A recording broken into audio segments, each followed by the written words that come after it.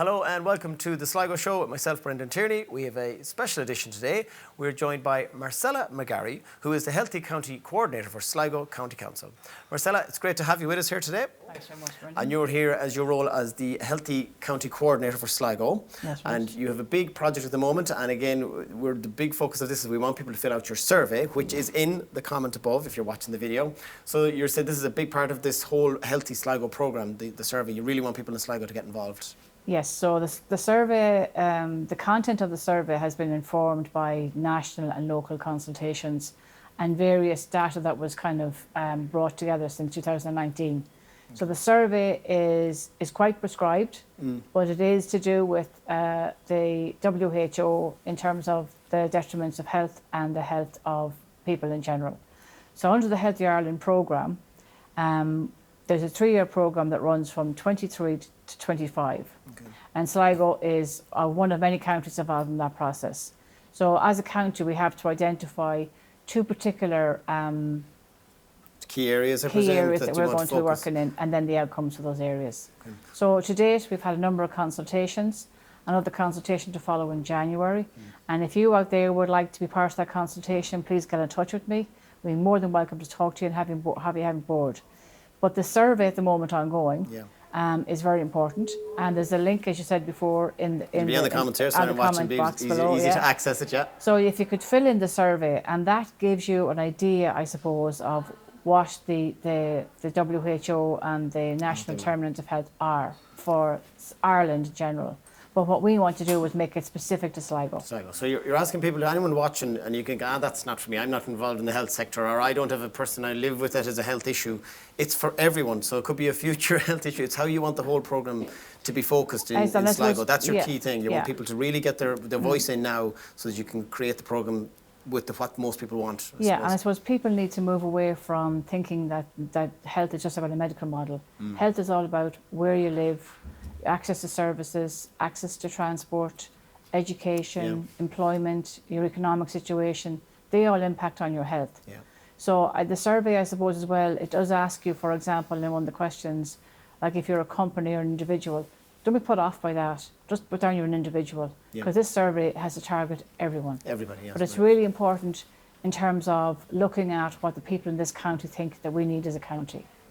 And in particular, I would really ask young people to have a go at the survey. Even if you sit down with your mum, your dad, your guardian, whoever, your teacher, even your TY class, sit down and do the survey, because you might be 13 or 14. But believe me, health will be your issue as you grow into your teens and older. But young people don't look at it like that.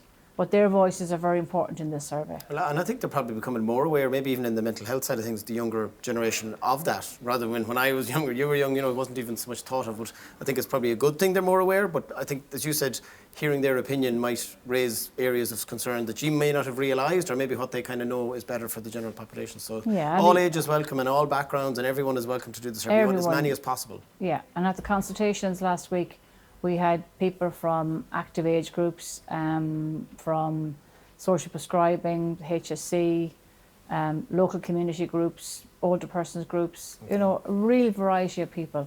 Very, very interesting outcomes. And you said the programme has been kind of in place, the Healthy Ireland programme, since 2019.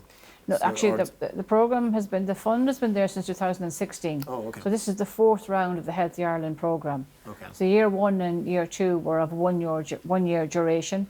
And then year 3 obviously happened during COVID. So then it became a 2-year project, because everything had to be basically it had to be turned on its head, delayed, and complete the thing in a different way. And that was done through many different small programs in Sligo. There was a huge input from the programme into the county and the urban area as well. Okay. We had from older persons learning how to use Zoom. We had cookery online.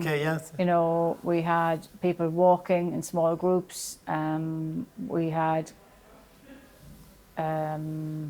it's not just as we think health like running and exercising necessarily. It's such a broad, it's a social interaction. As well, for some people, particularly people in rural areas, there was one gentleman one day and he said to me, the Zoom has been the best thing ever, Marcella. And I said, why is that, John? And he said, because I can ring me pal, he said, 11 o'clock and we can have a cup of coffee on Zoom. Yeah. People yeah. might think now, oh my God, but that's how important that was to have that connection. Yeah, yeah. All the people living by themselves. Some people then who are by themselves, when they were online cooking, would cook for themselves for 2 days. Yeah, And yeah. they online, you'd be chatting away to the person who's cooking. Okay. So it was very much interactive, but it was a learning process. Some of them went on then they did singing sessions down in Wexford on a Tuesday night by Zoom. Going to mass, they played cards, and then for young people then, what we did was you engaged a therapist and play therapy, whenever, in different places that people could attend. Again, during COVID, it was very discreet, Yes. very difficult, but it worked very, very well. And then the walking programs were brilliant, they were fantastic. Small groups again, but people great just to get out and be in contact, and it was all in the open air. Yeah, so I think people maybe that don't have to maybe use your service as much are aware, but there's loads of projects been happening in Sligo under your banner. Yeah, yeah. So, and as you said, some you mightn't see, some might be out in the open. Is there anything kind of planned in 2023? Have you any more projects or activities, or will it be kind of... Well, this is what the consultation process is for. That'll drive what will happen? That will identify what will happen. And I suppose as well, like the fund this time round was quite small. It's 75,000 for the first year and 40 for the next 2 years after that. Okay. But I suppose behind the fund, the significant part of this is it's all about collaboration, working together, no duplication of services, bringing people together to actually have a concentrated indicator and outcome for your county, and that's on a national basis. So you're like the one focal point, hopefully dragging all the stakeholders together. You were saying the last workshop was very good like that. So yeah, I think that's key. So it's like someone might be duplicating work on that. So yeah, and it's about leveraging money and looking to say, like, have you got something in your pocket? What have you got? And bringing it together so that we're not doing 10 different things in 10 different ways. You know? Yeah. Very good. And how can the people of Sligo, apart from the survey, is there other ways they can get involved or help out, whether it's business, whether it's an individual, with the Sligo County, or the Healthy County Sligo? But again, I suppose when what's going to happen now is there'll be a further consultation in January, and then the indicated outcomes will be determined then what sort of county wants. Then that has to go back to the LCDC then to be stamped, and then go to the council, and then it goes into Pobble. Okay. And then Pobble gives us the go-ahead. That's the process. Go from there.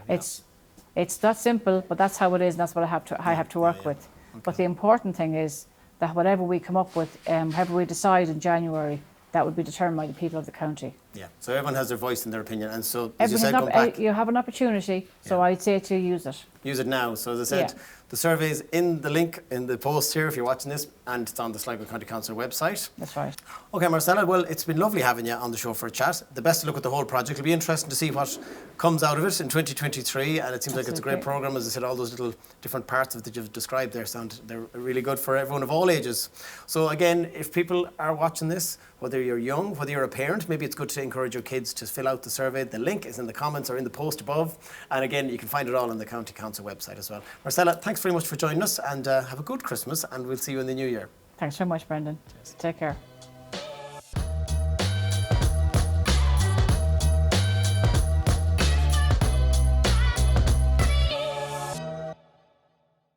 So if you liked what you just seen, don't forget to like and subscribe on our YouTube channel here. We've loads of great interviews from a load of really interesting people over the series.